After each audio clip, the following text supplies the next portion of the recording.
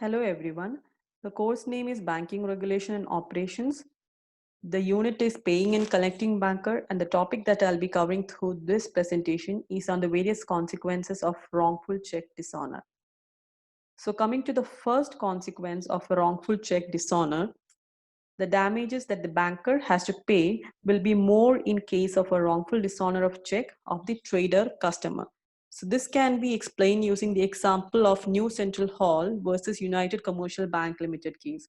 So this was an appeal by the New Central Hall, which is a firm consisting of two partners, and they had filed no appeal in the subordinate judge of Madurai against the dismissal of the suit through without cause.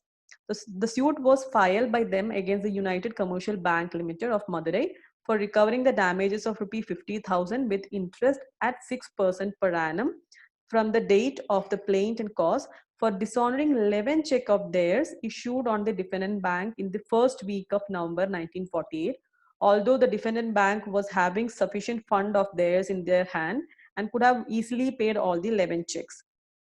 So the indignant plaintiffs here, they withdrew their entire bank balance from this bank on 10th November 1951 and closed their account despite the bank's regret offer and their offer to explain the position to the payees of the check.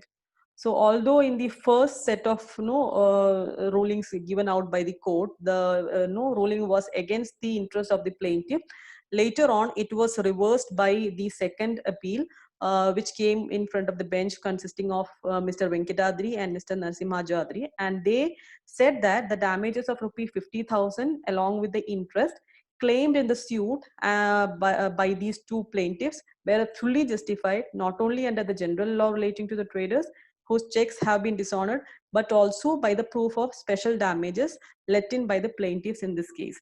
So this is how this first consequence was explained well under this particular case of New Central Hall versus United Commercial Bank Limited.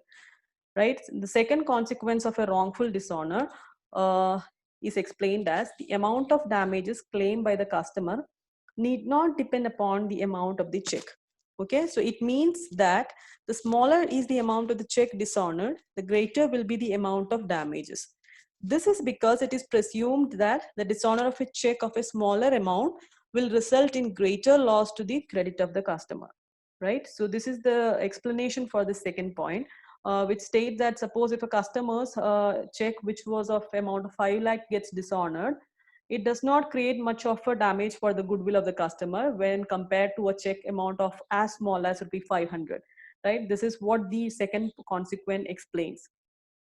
The third consequence of a wrongful check dishonor is explained as the customer can declare substantial general damages without having any monetary loss. So sometimes it might be a case where the customer might not actually have incurred any kind of monetary loss, but it might be only bad impact on the reputation or the goodwill of the customer. In that case, even without suffering monetary loss, the customer can always go and claim for a substantial general damages caused for the goodwill of that customer or reputation of the customer. The next consequence of a wrongful dishonor is in case of trustee account, normally the substantial general damages will be awarded for wrongful dishonor.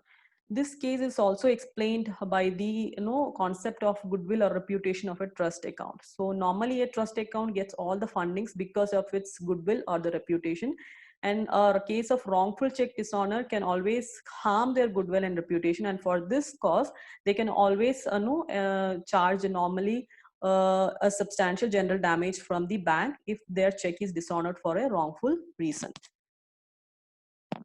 The next consequence of a wrongful dishonor is in the case of a non-trader customer.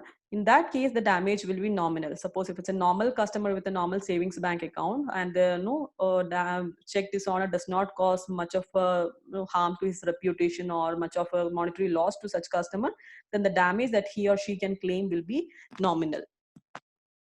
The last consequence of a wrongful dishonor of a check is explained as the particular damages are awarded for the financial loss incurred by the customer as a consequence of wrongful dishonor, provided that the loss must be proved by the customer.